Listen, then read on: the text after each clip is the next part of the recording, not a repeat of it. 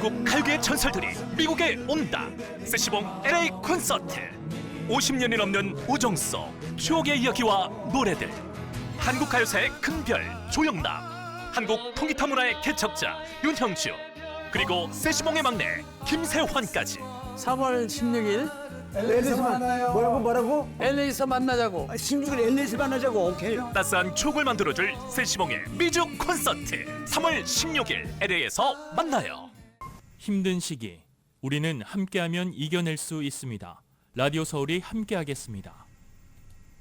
강혜신의 오늘의 미국.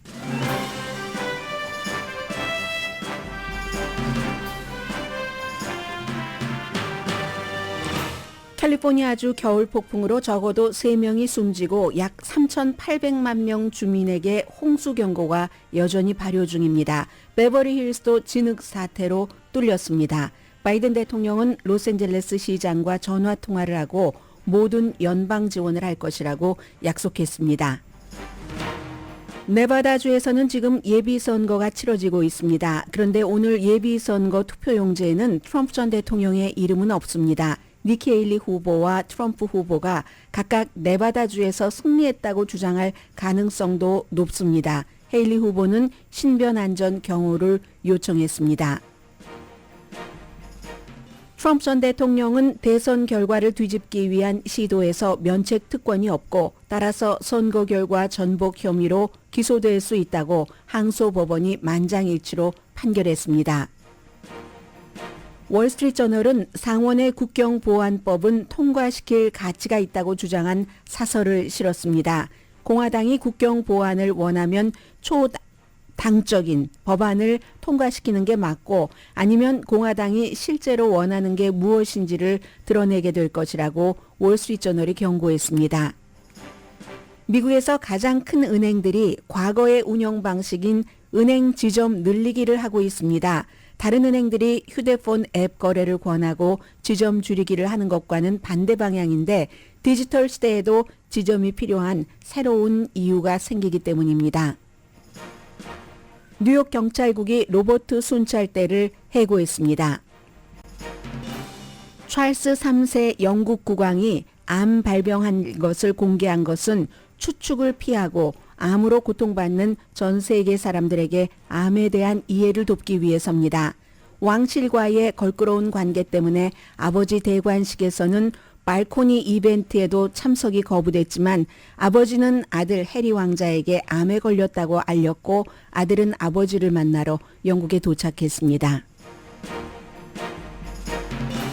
여러분 안녕하십니까? 오늘의 미국 강혜신입니다. 방금 전에 아시아 축구연맹 아시아컵 4강전이 끝났습니다. 한국이 요르단에게 처음부터 조금 부진한 경기를 펼쳤죠. 요르단과 비교하자면 해서 2대 0으로 졌습니다. 모든 게임 끝나서 지금 한국이 2대 0으로 요르단에게 졌다 하는 말씀 먼저 드리고요.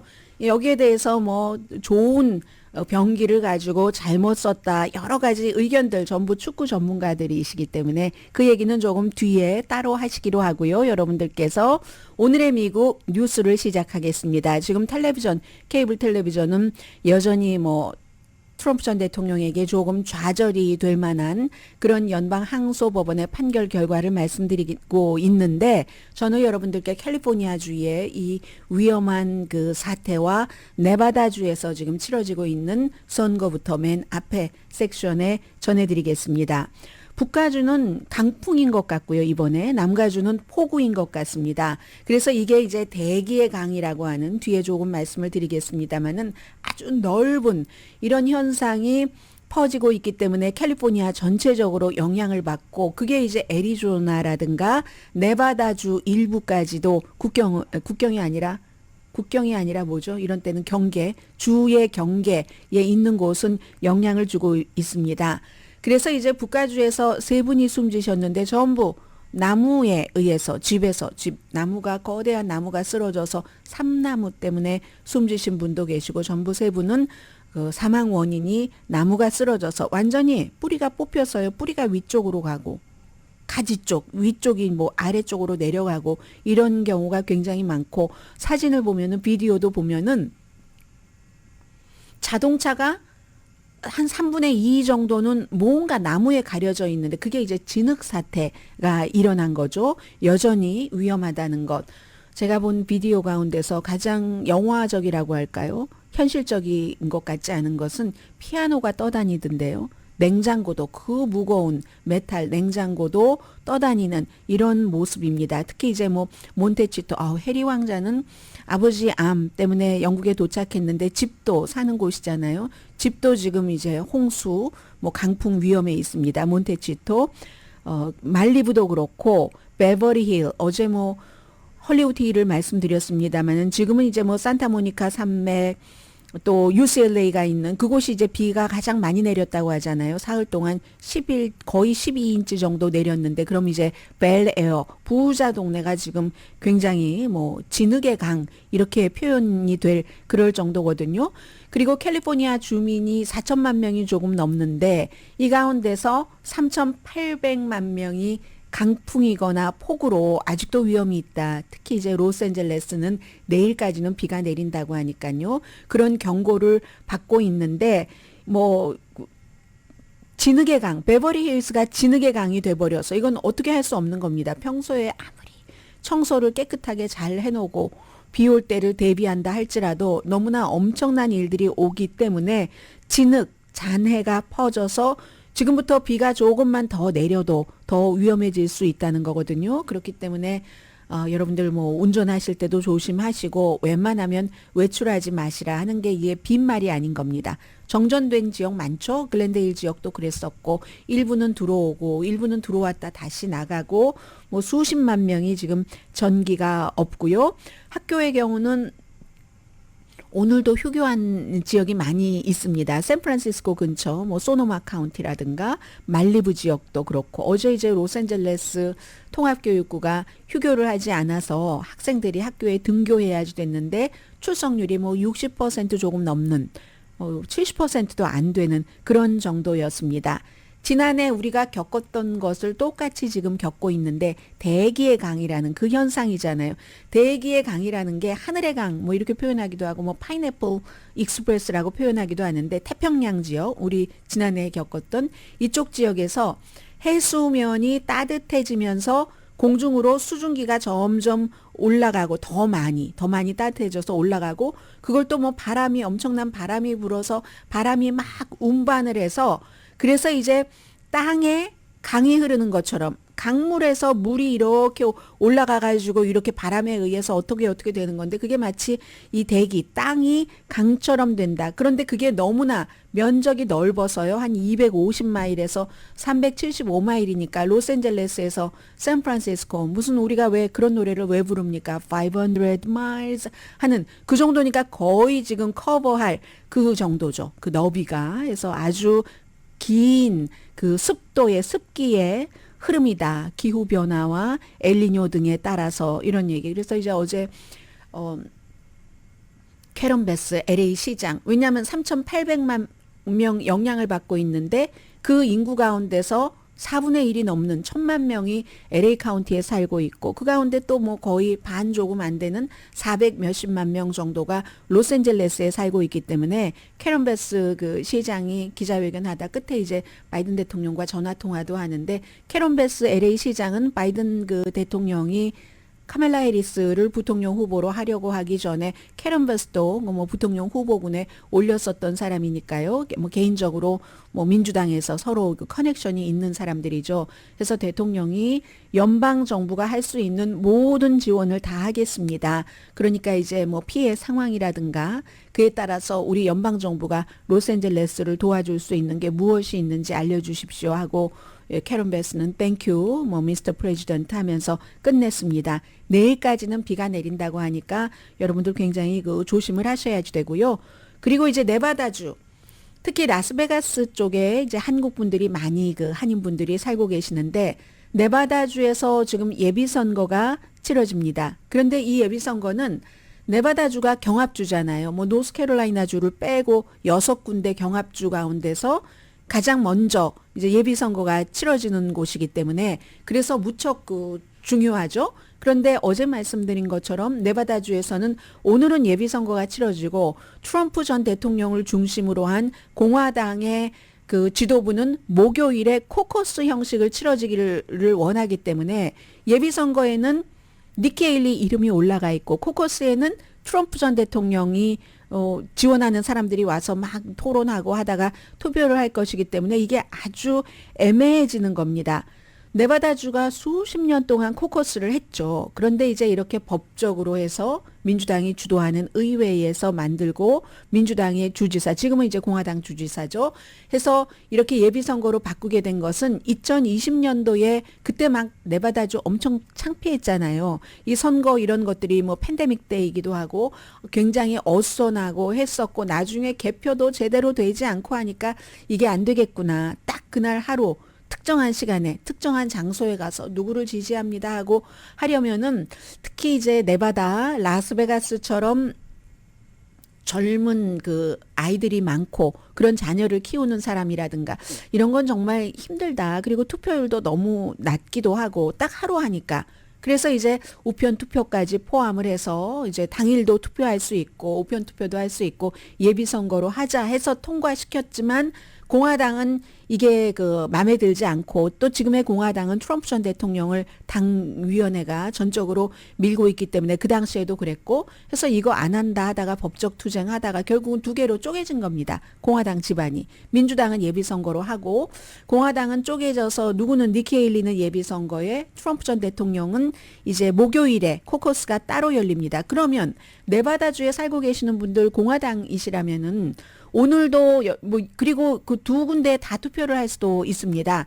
예비 선거에서도 투표를 그러니까 얼마나 복잡하고 아주 혼돈되는 겁니까? 그래서 어떤 사람은 뭐 예비 선거에서 니키 헤일리를 찍고 코커스에 가서 트럼프를 할 수도 있고 어떤 사람은 예비 선거에 가서도 트럼프를 돕겠다면서 위에 있는 후보들 나 니키 헤일리 지지하지 않아요. 아무도 없어요. none of 에다가 찍고 코커스를 할 수도 있고 이런 여러 가지 변수도 있고 지금 굉장히 복잡해졌다는 것을 말씀을 드리면서요.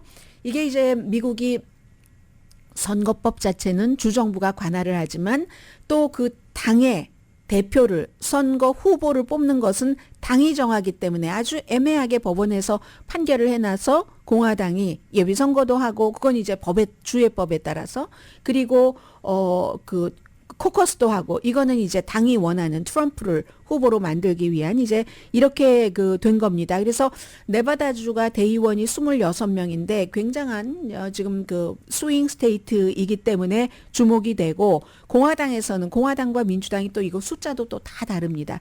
전체적인 대의원이 2,429명 가운데 과반수를 차지해야지 되는데 그 과반수 가운데 26명이 네바다주에 걸려 있습니다.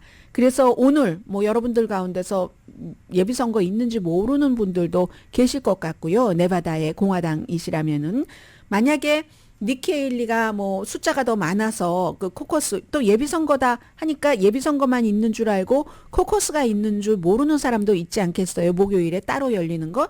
그러면 니키 헤일리가 숫자상으로 이길 수도 있겠죠. 트럼프 전 대통령보다. 또 일반 유권자들이라면 코커스에 가는 정도면 굉장히 열정이 있는 사람이잖아요.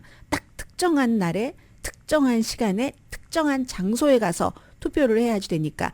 그런데 이제 그 오늘 예비선거 치르는 사람보다는 어쨌든 코커스에 가서 막 뭐 열정적으로 하는 사람이 그게 이제 트럼프의 지지층일 수가 많은데 그런데 일반 그 공화당 유권자 같으면 만약에 뭐 잘 모르고 오늘 예비선거 해야지 되는가 보다 하고 예비선거에 가서 뭐 딱 보니까 트럼프 이름이 없어요. 그래서 니키 헤일리 찍고 왔다고 하면 그분이 오늘이 화요일이고 목요일은 내일 모레인데 내일 모레 다시 또 코커스에 참여를 할 것인가. 이거 이제 지금 굉장히 주목이 되는 겁니다.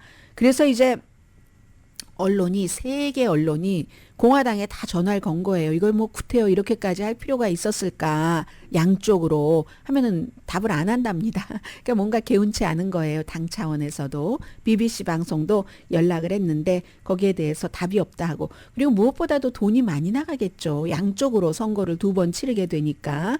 그래서 이제 한때는 네바다의 코커스가 굉장히 주목받았습니다. 지금은 예비선거가 훨씬 미국의 대세죠. 당연하죠. 이제 민주주의 선거라는 것은 곧 사람 숫자, 유권자 숫자, 그리고 그 유권자가 얼마나 투표를 하느냐는 투표자의 숫자, 투표율이잖아요. 그런데 예비선거가 여러 가지로 그 전부터 뭐 우편으로 투표를 할 수도 있고 하니까 유연하고 투표율이 높아질 수밖에 없고 편리하고 해서 대부분 그렇게 가는데 몇몇 주가 지금 코커스를 하고 있잖아요. 그래서 전에는 네바다 코커스 굉장히 주목받았는데 스스로 이 주목받는 열기를 조금 깨뜨린 게 지금 네바다고요. 니키 헤일리 후보가 경호 신청을 했습니다. 비밀 경호 신청을 했는데 그동안 너무 많이 위협을 받는다 고 여러 가지 이유를 들었고 뭐 심지어는 특히 그때부터 심해졌었죠. 트럼프 전 대통령이 니키 헤일리가 뭐 부모가 영주권자가 아니었었을 때 니키 헤일리가 태어났는데 그러므로 뭐 미국 그 대통령이 될 자격이 없어. 자세히 들으려고 하지 마세요. 말이 안 되는 얘기이기 때문에. 미국에서 니키 헤일리는 태어났고 뭐 지금은 그 니키 헤일리 부모도 다 시민권자고 합니다. 그래서 그때부터 왜 대통령 자격도 없는 사람이 대통령 후보에 나왔어? 그러면서 이제 트럼프 전 대통령 지지층을 중심으로 굉장히 그 니키 헤일리에 대한 어떠한 그 반감 그리고 그 이후에 아이오와와 뉴햄프셔주에서 트럼프 전 대통령에게 크게 지고 난 뒤에는 왜 사임을 하지 않고 저렇게 버티기를 하는 거야 하고 굉장한 그 위협 같은 것들이 어떤 행사장에 가면은 직접적으로 있답니다. 뭐 어떤 사람이 연단으로 뛰어 올라가서 위협적인 행위를 한다던가 아니면 니키 헤일리 부모님들이 지금 나이가 많으시기 때문에 집에 계시는데 간병인과 함께 어떤 때 누군가가 의도적으로 경찰에 신고를 한답니다. 수압팀이 오라고. 수압팀이 오는 것은 막 중무장을 하고 무슨 테러와의 전쟁을 하는 것처럼 오는 거잖아요. 그 사이에서 저 안에 나와라 하고 처음에 설득도 하고 하는데 의도적으로 수압팀이 오면은 와서 뭔가가 잘못돼서 이제 사람이 다치기도 하고 하는 경우가 있잖아요. 아무도 니키 헤일리 집안에서는 신고를 하지 않았는데 그런 불상사가 일어날 수도 있는 그래서 이제 스와핑 사기라고 스와팅 사기라고 하는데 스와핑이 아니라 스와팅 스와팅 사기라고 하는데 그런 일도 있었고요 하니까 나는 비밀 경호를 해달라라고 얘기를 합니다. 특히 이제 우크라이나라든가 아니면 이스라엘 전쟁에 대해서 니키 헤일리가 유엔 대사를 했기 때문에 어떠한 좀 합리적인 증거, 논지를 제시하는 주장을 하죠. 근데 그런 것들이 또 트럼프 전 대통령과 반대되는 주장입니다. 그 이후에 이제 그 위협이 많다 해서 했는데 결론은 이건 이제 국토안보부에서 결정을 하거든요. 그리고 아무나 다 비밀 경호 신청을 한다고 해줄 수는 없으니까 이제 딱 이 사람이 대통령 후보가 될 것이 확실하다. 부통령 후보가 될 것이 확실하다 하면 경호에 들어갑니다. 이건 뭐 어느 나라나 비슷할 거예요. 그래서 미국에서는 선거가 치러지기 한 120일 요 안에 필요하다면 그 후보의 경호에 들어가는데 왜 120일이냐면은 11월 달 초에 선거가 있으니까 그 전에 전당대회를 하잖아요. 뭐 6월이 될 수도 있고 보통 7월, 8월인데 그때가 되면 전당대회에서 확정이 되죠. 대선 후보와 부통령 후보가. 그래서 그때부터 이제 이렇게 하는데 기준은 그겁니다. 이 사람이 대선 후보가 될 확률이 높아? 그래서 지금은 좀 어렵지 않을까 하는 생각이 드는데 예외도 있습니다. 예를 들어서 그 로버트 주니어도 그 지금 신청을 했다가 거부당했거든요. 이 사람은 왜 그 후보가 로버트 케네디 주니어는 왜 거부당했냐면은 본인의 거부당했다기보다 왜 신청을 했느냐. 본인의 아버지도 유세 도중에 지금 이제 그 학교가 돼 있는 이 엠베서더 호텔에서 로스앤젤레스에서 바로 가까이 있어요. 좀 날마다 지나다니는 길입니다. 거기서 이제 그 암살당했고 또 삼촌도 로버트 케네디도 암살당했고 했으니까 나도 신청을 해라 하는데 이건 너무 지금 지지율이 미미하니까 거부당했고 니키 헤일리는 잘 모르겠어요. 그리고 오바마 전 대통령인 경우는 초기부터 이 후보로 나선 처음부터 경호를 했죠. 왜냐하면 미국에서 아프리칸 아메리칸이 처음으로 대선 후보로 나가니까 다른 인종을 말씀드릴 수밖에 없네요. 뭐 백인 우월주의자라든가 이런 사람들이 그에 대한 그 악감정들이 있었기 때문에 그래서 초기부터 경호를 받았고 니키 헤일리 경우는 어떻게 될지 모르겠습니다. 니케일리가 1월 달이 그 어느 달보다 내가 선거 기금을 가장 많이 모은 달이다. 나를 얕잡아 보지 마. 아직 나는 힘이 있어. 돈이 있어. 이렇게 얘기를 하는데 1월 달이야 그럴 수도 있겠죠. 왜냐하면 1월 달에는 한창 아이오와와 뉴햄프셔에서 니케일리가 어떻게 될까 하고 이게 이제 중순 이후에 선거가 치러졌기 때문에 15일과 뭐 23일인가 그랬잖아요. 아이오와와 뉴햄프셔가. 그래서 그때는 한껏 올라갈 수가 있었겠죠. 그 이유가 문제인 거죠. 오히려. 그래서 이제 니케일리는 아직 물러날 뜻은 보이지 않고 있고 작은 기부자, 돈 작게 낸 그런 기부자는 바이든보다 오히려 트럼프가 지난해에 더 많았다고도 하고요. 바이든 대통령 지지율은 지금 굉장히 낮은 편이지만 경제와 이민에 관해서 민주당에서 뭐를 좀 해보려고 하는 것, 그런 것들 때문에 조금 인식이 달라지고 있다고는 하거든요. 이게 가장 약한 두 개의 고리인데 경제와 이민. 경제는 실제보다 유권자들이 나쁘다고 생각하는 것이 문제고 이민의 경우는 민주당인 그 바이든 대통령이 민주당스럽지 않은 것까지 포용을 하면서 어떠한 국경 안전을 지키겠다 하는 거잖아요. 그래서 조금 나아지고 있다. 결론은 오늘 뒤에 이제 아주 중요한 연방 항소법원의 판결도 전해드리겠습니다마는 여전히 아직까지는 이번 대선은 트럼프 대 바이든, 바이든 대 트럼프가 될 것 같다 하는 게 2월 6일 현재의 결과입니다.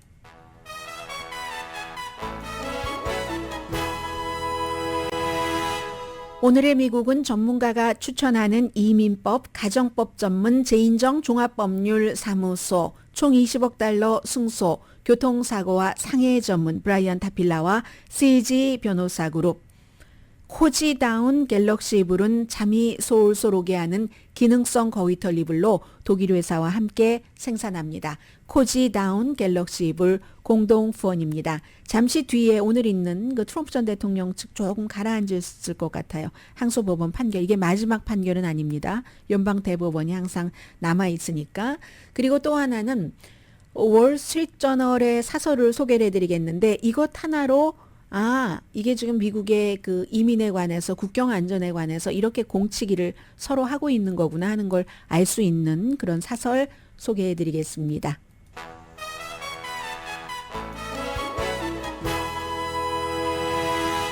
라디오 서울 방송 오늘의 미국 듣고 계십니다. 오늘 이제 점심시간에도 하루 종일 점심시간 이후에도 그 위르겐 그 클린스만 감독 얘기를 많이 하실 것 같습니다.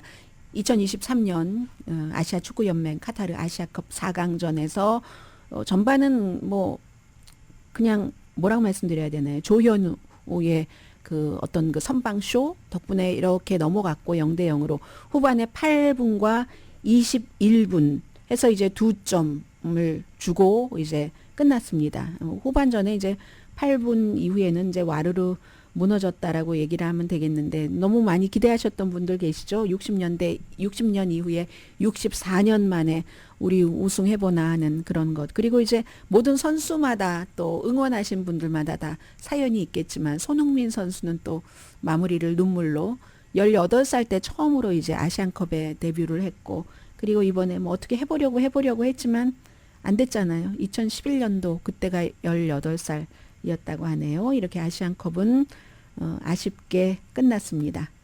자, 미국 뉴스를 말씀드리죠. 선수들이 경기를 할 때 미국 뉴스에서는 열심히 트럼프 전 대통령이 대선 결과를 뒤집기 위한 그 시도에서 대통령은 면책 특권이 있다고 주장을 했었고 그런데 연방 항소법원 그 컬럼비아 디스트릭의 3명의 판사들은 아니다. 대통령 그런 면책 특권이 없지. 그렇게 얘기하면서 결국은 이 선거 전복한 혐의로 시도를 한 혐의로 기소될 수도 있다. 만장일치로 DC 항소법원 판사들이 판결을 내렸습니다. 판결문은 57페이지라고 하는데요. 중요한 내용은 이겁니다.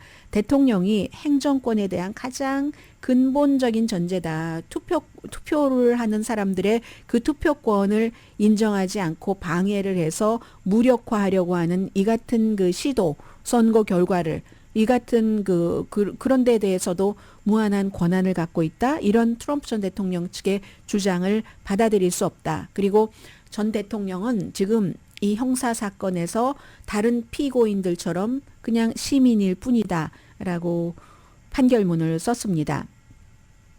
투표권을 침해할 수 있는 백지 위임장을 대통령이 갖고 있다는 주장을 우리 항소법원 판사는 용인할 수가 없고 더는 또 대통령도 아니고 따라서 면책 특권이 없다. 항소법원이 그러니까 다른 하급법원의 판결을 그대로 지지한 겁니다. 여기에 대해서는 그 사이에 이게 이제 제일 처음에는 특별검사가 1월 6일 의사당 그 사건에 대해서 트럼프 전 대통령이 이제 혐의가 있다 하는 이런 주장을 한 것이고 트럼프 전 대통령 측은 면책 특권이 있다고 고소를 했기 때문에 하급법원에서 지금 항소법원까지 왔죠. 그런데 그 과정에서 가장 유명한 주장은 이거였습니다. 그 트럼프 전 대통령 그 변호팀이 대통령은 정치 라이벌을 특수 군대를 대동해서 암살하라고 명령을 하고 그 같은 행동을 해도 면책 특권이기 때문에 기소되지 않는다. 이렇게 주장을 했었거든요. 다 잊으셨죠. 하도 트럼프 전 대통령에 관한 그 뉴스가 많아서 이제는 또 기억이 나시죠. 그리고 그 1월 6일 의사당 사건 때 그러한 그 여러 가지 역할을 했던 것도 그것도 대통령 직무 수행이다. 이건 부정선거라는 것을 여전히 얘기를 합니다. 그러면서 또 하나는 대통령은 어떤 때 기소될 수 있느냐 하면은 의회에서 탄핵됐을 때만 의회가 그때는 이제 재판관의 역할을 하니까 하원과 상원에서 그런데 2번 탄핵 재판에서 하원에서는 그 탄핵시켰는데 상원에서 안 돼서 탄핵되지 않은 사람이잖아요. 그때부터 끊임없이 대통령은 유일하게 의회에서 탄핵되는 거 그게 이제 법정으로 보고 그때만 기소될 수 있다라고 얘기를 했습니다. 그런데 탄핵 재판을 할 당시에는 뭐라고 얘기했냐면요. 반대로 말했습니다. 지금 구태여 이 대통령을 탄핵시킬 필요가 뭐가 있는가. 대통령이 대통령 자리에서 물러나서 대통령이라는 면책 특권 그 레이블을 떼고 나서 법정에서 아주 공정하게 그 재판 과정을 통해서 트럼프 전 대통령을 벌 줄 수 있다. 지금 구태여 미국 그 이 상원에서 그럴 필요가 있겠는가라고 얘기를 했거든요. 반대의 말을 했었습니다. 아무튼 그래서 이 케이스에 대해서는 그 워싱턴에 그 재판 자체가 연기됐잖아요. 왜냐하면 트럼프 전 대통령 자체가 여기에 대해서 면책 특권이 있다고 주장을 하고 고소를 했기 때문에 타냐 추특한 판사가 원래대로라면 뭐 12월 달에 재판이 진행됐었을지도 모르겠는데 이게 지금 연기가 됐고 여기에 대해서 당연히 동의하지 않는다고 하는데 조금 트럼프 전 대통령의 변호팀도 세련돼졌다고 할까요? 이게 우리가 동의하지는 않지만 이런 식으로 전 같으면 뭐 말도 안 되는 판결이다 이렇게 얘기할 수도 있었는데 그 판결에 동의하지는 않지만 이건 이제 항고한다고 했으니까 연방대법원으로 가겠죠. 역시 연방대법원이 보수 6, 뭐 진보 3민 이런 상태에서 목요일에는 또 다른 거 투표용지에 콜로라도주 뭐 대통령의 이름을 삭제를 해야지 되는가 거기서 아닌가 하는 이런 것도 결국은 이제 연방 대법원에서 판결을 하게 돼 있는데 그런저런 모든 것에도 불구하고 트럼프 전 대통령은 여전히 선두 자리를 유지하고 있고 그래서 2024년도 대통령도 연방 대법원에서 과거에 아들 부시 대통령을 그렇게 했던 것처럼 할 수도 있다 이런 얘기가 나오면서 그렇게 될 경우는 다른 사람은 몰라도 6대 3 가운데서 6명 가운데 특히 1명 클래런스 토마스 연방대법관은 여기서 빠져야지 되는 거 아니야? 왜냐하면 본인의 와이프가 그렇게 트럼프의 그 부정선거 주장에 앞장서서 얘기를 했고 본인도 어느 정도 연루가 돼 있고 하니까 그래야 되는 거 아니야? 하지만 클래런스 토마스 연방대법관 절대로 스스로 알아서 이런 케이스에서 빠질 것이라고 생각되지는 않습니다. 물론 뭐 마음이 바뀌어서 빠질 수도 있지만요. 그리고 미국에서 지금 굉장히 중요한 것 한 가지를 월스트리트저널이 사설로 썼는데 월스트리트저널이 공화당을 비난하는 것은 아주 드문 일입니다. 그런데 뭐라고 썼냐면요.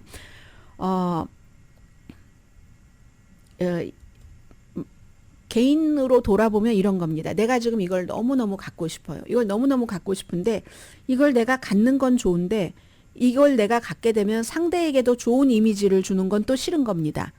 그래서 이걸 내가 나중에 가질 수 있을 거야 하면서 이걸 이제 안 가지려고 한다는 거예요. 그게 지금 연방 상원에서 만들어 놓은 초당적인 국경안 그런 그 협상 민주당과 협상한 안에 대해서 공화당이 취하고 있는 입장이다라는 게 월스트리트저널의 사설인데요. 공화당이 그동안 국경 좀 제발 지켜라 지켜라 그거 안 지키니까 이렇게 많은 사람들이 몰려오잖아 해서 민주당이 공화당과 협상을 해서 처음엔 싫어했지만 안을 만들어냈습니다. 그리고 그 안을 발표를 했더니 거부를 한다는 얘기예요. 월스트리트저널은 이 국경 안보안은 연방 상원에서 공화당과 민주당이 만든 것은 통과시킬 가치가 있다.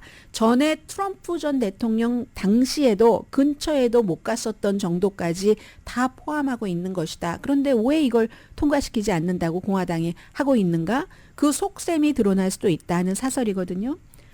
자, 이렇게 시작합니다. 공화당원들은, 정치인들은 미국 국경 보안을 강화하기를 원합니까?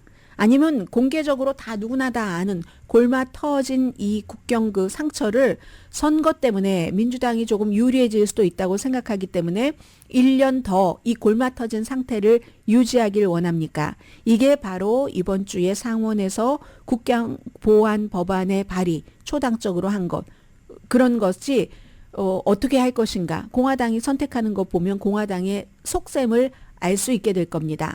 의회의 많은 공화당 의원들은 트럼프 전 대통령의 현재의 명령에 귀를 기울여서 이 정책 통과되면 국경도 좋아지지만 민주당도 국경 안전에 대해서 뭘 하네? 이런 걸 주고 싶지 않아서 트럼프 전 대통령이 이거 통과시키지 말아라 하는 그 명령에 귀를 기울이고 있습니다. 그래서 공화당 정치인들은 이 안을 반대하기 위해서 이것저것 세부 사항을 지적할 겁니다. 그런데 그 모든 공화당이 앞으로 지적할 그 같은 세부 사항은 이래서 안 돼, 이래서 안 돼 하는 것은 결국은 결과적인 큰 맥락에서 이 국경 안보를 한다는 이 맥락에서 보면은 사소한 겁니다. 이렇게 얘기를 하면서 수십 년 만에 가장 강력한 제한적인 이민법입니다. 포괄적인 건 아니에요. 왜 포괄적인 게 아니냐라는 걸 설명을 하는데 여기 드리머를 어떻게 해주겠다 하는 것 없습니다. 불법 이민자에게 결국은 이러이러한 과정을 거쳐서 시민권이나 영주권을 줄 수도 있는 것을 오픈하는 거 이거 없습니다. 오로지 국경 안 전적으로 국경 보안 법안입니다. 공화당이 이걸 통과시키는데 그걸 그렇게 해줘야지만 이스라엘이나 우크라이나에 대한 지원을 원하는 그 바이든 백악관의 또 민주당의 그런 것을 해줄 수 있다라고 요구를 했고 그걸 요구를 해서 민주당은 처음에는 저항했지만 지금도 민주당의 극좌에서는 이걸 싫어합니다. 이민에 대한 온정적인 것을 너무 강조하기 때문에 그렇지만 저항했지만 협상에 동의하고 민주당이 양보를 한 겁니다. 그런데 이제 와서 공화당은 본인들이 이렇게 해달라고 원했었던 것을 해줬더니 본인들이 주장했었던 것을 abandon이란 단어를 썼습니다. 포기한다고요? 현행법에 따르면 이렇습니다. 국경이 이제 국경을 넘어서 오는 사람들이 국경 순찰대원에게 자수를 하고 저 망명하려고 합니다. 이렇게 신청을 하는데 이러이러한 이유를 막 대는데도 그 이유가 조금 미흡한다 할지라도 그래도 그럼 법적으로 하자 하면서도 앞으로 법원에 출두하는 날짜가 이거예요 하면서 그게 몇 년이 걸릴 수 있고 법원에 출두도 안 하고 흐지부지 된다. 이게 바로 공화당이 그렇게 주장하는 catch and release, 잡아놓고 풀어준다 하는 이게 현재입니다. 그러면 이 새로운 법안에는 어떻게 되냐면 결국은 몇 년 계속 질질 끌고 하는 게 아니라 90일이나 180일, 6개월이죠. 그 안에 체류 또는 추방 결정을 내리는 신속한 검토 절차가 있고 기금도 다 마련이 돼 있습니다. 그리고 또 하나는 이 사람들이 들어와서 몇 년 동안 바로 즉시 일을 할 수 있도록 하는 이것도 없습니다. 그리고 또 중요한 건 평균 하루 들어오는 사람이 5천 명 이상이면 국경을 폐쇄해야 하는 것을 대통령에게 권한을 줘서 의무화하는 거. 이거 대통령에게 권한을 주는데 대통령이 하겠다고 했잖아요. 5천 명 넘으면 바이든 대통령이 민주당이지만 그거 국경 폐쇄 하겠다. 이렇게 했는데도 이거 안 받아준다 이 얘기예요. 상원에서 해놓은 것을. 하원은 심지어 그러면 마음에 들지 않는 게 있으면 조금 조정을 할 수도 있는데도 그거 받지조차 않겠다라고 얘기를 한다는 거잖아요. 그래서 월스트리트저널은 만약에 공화당이 이 안을 거부한다면 선거 문제로 바이든에게 좀 플러스가 되는 것을 원치 않으니까 바이든도 플러스 안 되고 국경도 엉망진창인 거 이거 민주당도 인정하고 있는 거잖아요. 그렇게 놓아둔다면 앞으로 1년 이 혼란은 계속이 되고 그리고 공화당이 지금 또 속으로 희망사항이죠. 이런 얘기요. 트럼프 전 대통령이 11월 달에 이기고 나면 그때 1년쯤 더 망가지게 내버려 뒀다가 고칠 수 있지라고 생각할 수도 있지만 거기에 기대하지 마십시오. 라고 얘기합니다. 그럴 때는 트럼프 전 대통령이 될 수도 있고 되지 않을 수도 있고 50대 50이에요. 수학적으로는. 그리고 된다 할지라도 그렇게 되면은 민주당이 그 당시에는 아니 1년 동안이나 이렇게 해놓는데 하고 훨씬 더 많은 것을 욕을 할 겁니다.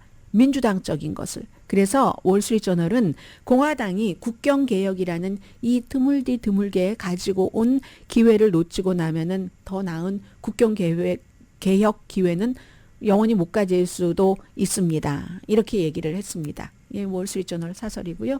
공화당 하원은 그런 것 하는 대신에 오늘 이제 국토안보부 장관 탄핵안에 투표를 합니다. 알레한드로 마요르카스 장관. 국경을 막 의도적으로 막 사람들 많이 몰려오게 했다고 하고 그런데 헌법적으로 전문가들은 탄핵 사유가 되지 않는다고 보고 있습니다. 무슨 뭐 반역이라든가 아니면 뭐 그 여러 가지 국경 안에 대해서 국토안보부 장관이 할 수 있는 범위가 많기 때문에 안 되는 것 알면서도 해보는 겁니다. 아무튼 자 이런 거고요. 잠시 뒤에는 제가 오늘 월스트리트저널에서 재밌게 읽은 기사인데요. 큰 은행이 JP 모건 체이스와 뱅크 오브 아메리카가 지점을 계속 늘려가고 있다는 거거든요. 그럼 왜 늘리는가가 궁금하고 그러면 늘릴 때도 뭔가가 이제 목적이 있고 그 목적을 이루기 위해서 늘리기 전에 하는 조사 과정이 있겠죠. 보통 사람들이 일하는 과정과 똑같습니다. 잠시 뒤에 전해드립니다.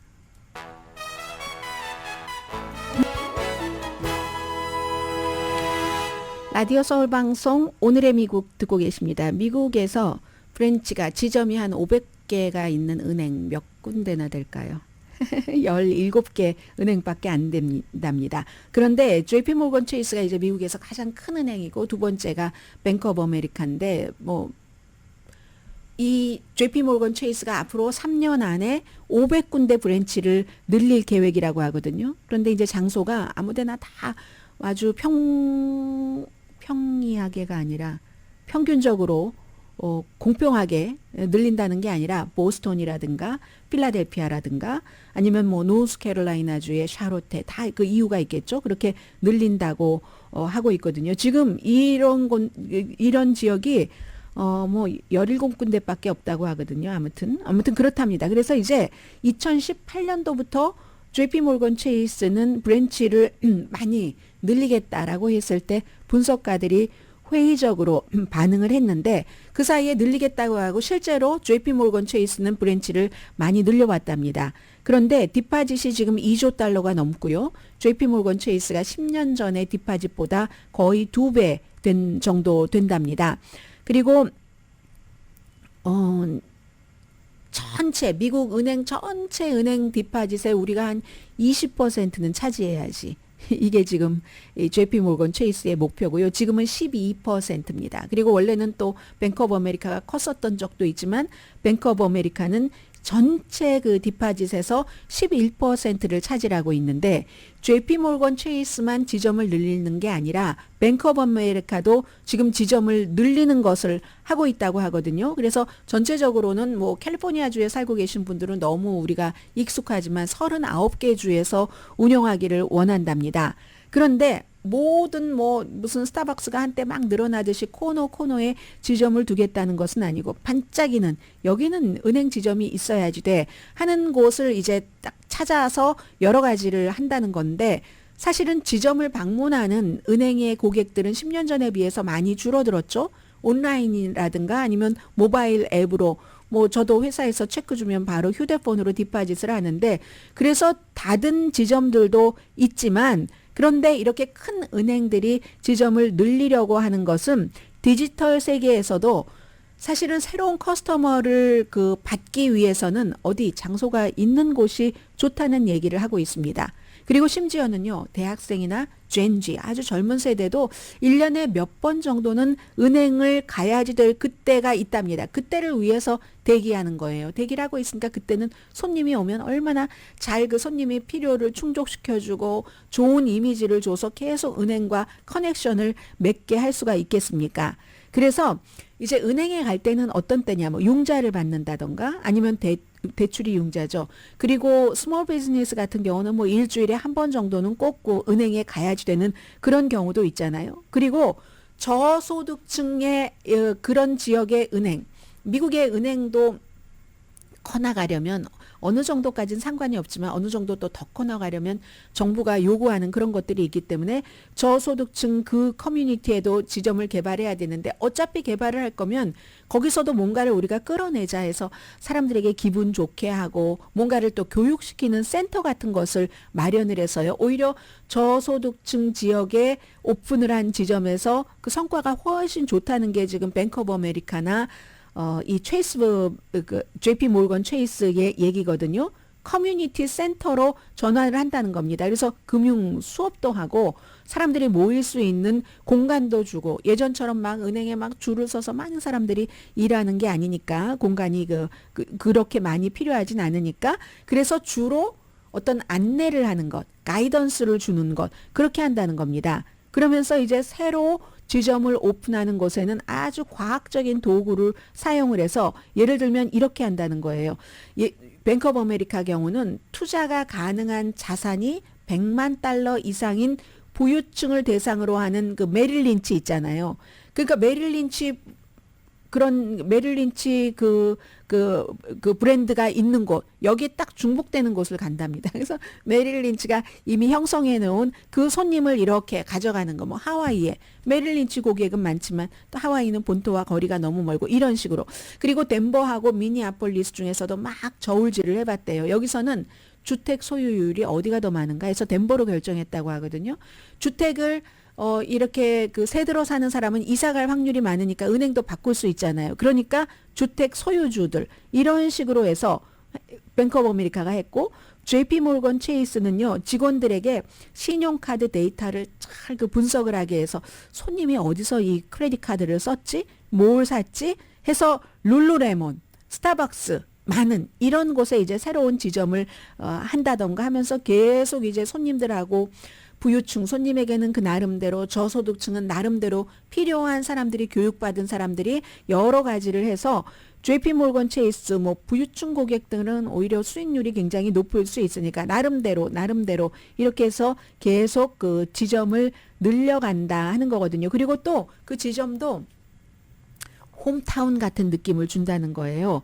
홈타운 같은 느낌을 줘서 그 지역 현지에서 반드시 그 직원을 고용한다던가 해서 JP 몰건은요. 미국 인구의 70%가 한 운전해서 10분 정도의 우리 JP 몰건 체이스가 있도록 뱅크 오브 아메리카는 한 80% 인구가 15분 정도 운전하면 있을 수 있도록 이런 목적으로 한다는 그런 것이고요. 시간이 많이 지나서 어느 정도 말씀드릴 수 있을까요? 특히 2020년도에 조지 플로이드 그 살해 사건 경관이 목 졸라서 숨지게 한 그 사건으로 인해서 JP 몰건은 그 사업 확장을 할렘 중심부에 이제 우리가 여기도 좀 뭔가를 해서 좋게 관계를 해야지 되겠다 하고 오히려 그렇게 해서 막 그 지점에 가보면 그 미국의 이미자 빌리 할러데이 막 이런 거 됐고 벽화 같은 것도 로컬의 그런 예술가가 그리게 하고 해서 지금까지는 굉장히 지금 그 성과가 좋다 하는 뭐 관심이 있으신 분들은 월스트리트 저널에 더 많이 쓰여 있는데 뭐 사랑의 터널 이런 얘기까지 저는 시간 관계상 여기서 끊겠습니다. Radio Soul AM 1650. 네. AM 1650kHz 라디오 서울 방송 오늘의 미국 듣고 계십니다. 어제 이제 오늘의 미국 끝나고 나서 찰스 3세 영국 국왕이 암에 걸렸다는 걸 발표하고 즉시 이제 또 치료를 시작을 했죠. 그런 내용을 미국은 워낙에 영국에 대한 어떤 선망 이런 게 있어서 하루 종일 오늘 아침까지 계속 보도를 하고 있는데 중요한 건 딱 그겁니다. 이제 지난번에 전립선 비대증 치료를 받던 도중에 암이 발견됐다. 그럼 전립선 암이냐? 전립선 암이 아니라는 것까지만 압니다. 우리가 지금은. 그럼 왜 이걸 지금 발표를 했지? 원래 왕자 시절에 암 관련 센터에서 어떤 그 자선도 하고 후원도 하고 했었기 때문에 내가 병 걸린 것을 가지고 남자들이 전립선 암 검사도 받게 하기 위해서 교육적인 목적도 있었다. 그리고 막 추측이 있으니까요. 왜냐하면 또 뭐 캐서린도 병원에 입원해서 그 큰아들 와이프도 지금 뭐 치료받고 하고 있잖아요. 그래서 이제 그런 목적이다. 그리고 리시 수낙 총리도 계속 만나고 뭐 행사는 가지 않지만 할 수 있는 일은 헌법이 하라는 것은 한다고 하고 아들들에게는 개인적으로 연락을 해서 해리 왕자가 대관식 할 때요 가긴 갔지만 그게 영국에서 중요한 게 딱 교황이 발코니에서 이렇게 하는 것처럼 발코니에서 가족들이 막 있는 거잖아요. 거기에 해리 왕자는 뭐 책 쓴 것 이런 것 등등 때문에 아프리칸 아메리칸 미국 여성과 결혼했다고 이혼한. 그래서 이제 거기에 참석하지 못하도록 했는데도 아들에게 아버지가 전했고 아들은 곧바로 지금 집도 겨울 폭풍 때문에 난리예요. 그런데도 아버지를 만나러 갔다 이거고 암의 종류가 200가지가 넘는데 이제 이것으로 인해서 영국 사람들이 또 암 많이 걸리고 하니까 그런 것들을 알렸다 하는 것. 바이든 대통령도 아들을 암으로 잃었습니다. 큰아들을. 그래서 암은 특히 희망과 용기가 필요하다 이런 얘기를 했는데 미국에서는 이게 로이드 어스틴 국방장관은 한 달 동안이나 뭘 숨겼다. 이게 굉장히 이슈예요. 영국 왕은 발표를 했는데. 근데 이 미국의 국방장관은 당시에 전쟁 중이잖아요. 지금도 전쟁 중에 적장이 뭐 아파서 이렇게 병원에 입원했다. 이건 이제 조금 다르게 생각해야지 될 문제일 수도 있다라는 느낌 들고요. 오늘의 미국은 전문가가 추천하는 이민법, 가정법 전문 재인정 종합법률사무소, 총 20억 달러 승소, 교통사고와 상해 전문 브라이언 타필라와 CG 변호사 그룹, 코지다운 갤럭시 이블은 잠이 솔솔 오게 하는 기능성 거위털 이불로 독일 회사와 함께 생산합니다. 코지다운 갤럭시 이블 공동 후원이었습니다. 10시에 브라보 마이 라이프 방송됩니다. 그 뉴욕 시장이 지난해 9월부터 4월 달에 발표하고 9월부터 야 우리 안전하게 지킵니다 하고 로봇 순찰대를 발표를 하고 사진 찍고 했거든요. 4개월 쓰다가 그만뒀답니다. 로봇가 계단으로 올라가기를 해요. 사람을 구하기를 해요. 돈 낭비다 하는 얘기죠. 강혜신이었습니다.